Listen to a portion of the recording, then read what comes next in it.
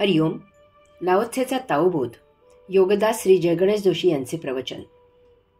इंद्रिये त्रिकर्मी. Laozi सांगतो की जीवनाचे साथीदार 13 आहेत. मृत्यूचे साथीदारही 13 आहेत.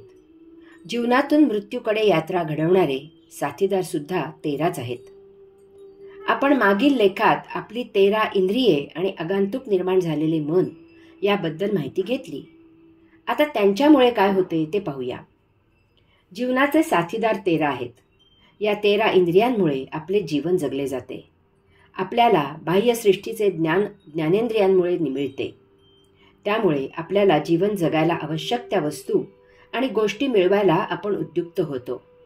आपला मेंदू या ज्ञानाचे विश्लेषण करतो. त्यायोगे आपल्या जीवनाला जे निरुपयोगी धोकादायक आहे ते दूर करायचे ज्ञानही याच इंद्रियांमुळे आपल्याला मिळते. जे मिळवायचे ते कर्मेंद्रियांमुळे मिळवून आपण आपले संचित संपुष्टात आणून मुक्तीकडे यात्रा सुरू करतो. ही 13 इंद्रिये आपल्याला जगवतात. ही 13 इंद्रिये वस्तुजगत मिळवतात आणि उपभोगतातही. त्यायोगे आपण जीवित राहतो. यातील एका इंद्रियाने जरी काही कारणास्तव काम करणे थांबवले तरी आपण बेचैन होतो. आपण जीवन सुखाने जगू शकत नाही. आपण आपले स्वास्थ्य हरवून बसतो. यास्तव ही 13 इंद्रिये आपली जीवनसाथी आहेत. मृत्यूचे साथीदारही 13 आहेत. द्वंद्वाचा नियम येथेही लागू होतो. जसे ही 13 इंद्रिये आपली जीवनसाथी आहेत, तसेच हीच 13 इंद्रिये आपल्या मृत्यूच्या यात्रेतीलही साथीदार आहेत. विश्वात जे जे निर्माण झाले आहे ते काही कालावधीनंतर नष्ट होणारे आहे. या वैश्विक नियमानुसार ही इंद्रिये थकतात, गलित गात्र होतात, ऊर्जा घेणे थांबवतात आणि अकार्यक्षम होऊन आपली सेवा करणे हळूहळू थांबवतात. आपण याचा स्वीकार करण्यापलीकडे आणखी काहीही करू शकत नाही. इंद्रिये थकली की देहाची आबाळ होते. देह निचेष्ट होतो. त्याचे कलेवर होते. तो मृत होतो. जीवनातून मृत्यूकडे यात्रा घडवणारे साथीदार सुद्धा 13च आहेत. जीवनसाथी मृत्यूसाथी असलेली हीच 13 इंद्रिये मनाच्या अधिपत्याखाली येतात आणि तीच आपल्या मृत्यूला कारण होतात. जर ती जीवात्म्याच्या प्रेरणेने आत्माचरण करतील तर आपण याच जन्मी सहजच मुक्त होतो. परंतु तसे होत नाही. या इंद्रियांना जीवात्म्याऐवजी मन आज्ञा देते. त्या नेहमीच गतसंचिताशी फारकत घेणाऱ्या भोगप्रवृत्त असतात. या आज्ञा मनाबरोबरच देहादी इंद्रियांनाही महासौख्य देतात. त्यामुळे ही आपली 13 इंद्रिये जीवात्म्याविरुद्ध मनाला फितूर होतात. आपली मुक्तीच्या दिशेने सुरू असलेली यात्रा मृत्यूच्या दिशेने आगेकूच करू लागते. कारण गतसंचित तसेच शिल्लक असते आणि त्यात आणखी भर झालेली असते. आपण हतबल असतो. यामधून आपल्यालाच मार्ग काढावा लागतो. त्यासाठी याचे मूलभूत कारण लाओत्से सांगत आहे ते लक्षात घेणे गरजेचे आहे. प्रबळ कर्मशीलता. लाओत्से सांगतो की हे असे कसे? कारण माणसामध्ये असलेली जीवनाची भूमिती श्रेणीने वाढत जाणारी प्रबळ कर्मशीलता. आपली 13 इंद्रिये आपल्याला जीवनमुक्ती न देता मृत्यूच्या न संपणाऱ्या रहाटगाडग्यात अडकवतात. याचे कारण लाओत्से सांगतो की माणसाला महाप्रबळ कर्मशीलता आहे.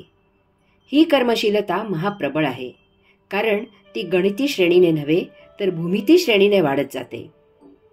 1च्या 2, 2च्या 4, 4च्या 8 असेच पुढे. माणसाला कितीही मिळाले तरी त्याची तृप्ती कशी ती होत नाही. त्याचे समाधान कसे ते होत नाही. प्रथम तो गरज म्हणून मिळवतो, मग तो आराम म्हणून मिळवतो, नंतर तो चैन म्हणून मिळवतो आणि त्यानंतर तो व्यसन म्हणून मिळवतो. परंतु तो मिळवणे कधीही मरेपर्यंत सोडत नाही. माणूस कर्मयोग न करता कर्म करतो. तो केवळ भोगापवर्गता शमन करण्यासाठी कर्म करतो. त्यात निव्वळ स्वार्थ भरलेला असतो. कधीही कोणाला जे मिळाले आहे, जे दिले आहे त्याबद्दल कृतार्थता नाही.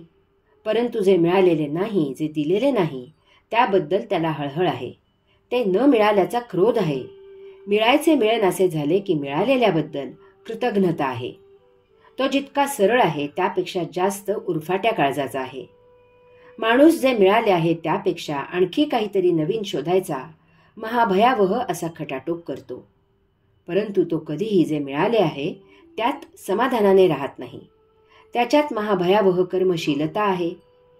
खटाटोपा भयंकरः. याचे कारण एकच की त्याला जगायचे कसे हेच माहीत नाही.